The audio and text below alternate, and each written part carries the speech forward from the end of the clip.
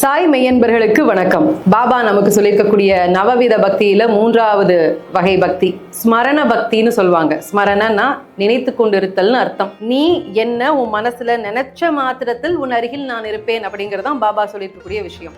ஒரு தடவை என்ன ஆகுது, ஒரு ரயில்ல பாபாவினுடைய பக்தர் ஒருத்தர் பயணம் பண்ணிட்டு இருக்காரு. இப்ப திடீர்னு கொள்ளையர்கள்லாம் அவரை சுத்தி நின்றுட்டு அவர்கிட்ட இருக்கக்கூடிய விஷயங்களை பொருள் எல்லாம் பறிக்க பாக்குறாங்க. அவருக்கு என்ன பண்றதுன்னு தெரியல. பாபாவை நினைப்பதை தவிர பாபாவை மனசார நினைக்கிறாரு பாபா அப்படின்னு. திடீர்னு எங்கேருந்து தான் வந்தாரோ தெரியல, ஒரு வயதான முதியவர், ஒரு பக்கீர் மாதிரி ஒருத்தர், அவர் அங்க அந்த கொள்ளையர்கள் எல்லாம் விரட்டி அடிச்சு இவரை காப்பாத்துறாரு.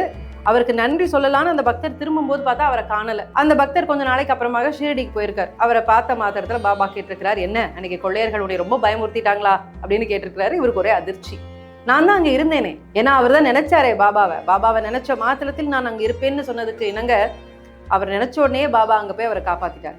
சாய் மேல ரொம்ப தீவிரமான பக்தி இருக்கக்கூடிய எல்லாருமே இதை நீங்க எக்ஸ்பீரியன்ஸ் பண்ணிருப்பீங்க. ஏதோ ஒரு வகையில நான் உங்க கூட தான் இருக்கேன்னு அவர் நமக்கு சொல்றாரு இல்லையா, அதுதான் ஸ்மரண பக்தி. அதனால வேற எந்த வகையான பக்தி ரொம்ப சிரமப்பட்டெல்லாம் செய்ய வேண்டாம். அவரை மனசுல நினைங்க, அதுவே பாபாவினுடைய பரிபூரணமான அருளை உங்களுக்கு பெற்றுத்தரும். ஓம் சாய்ராம்.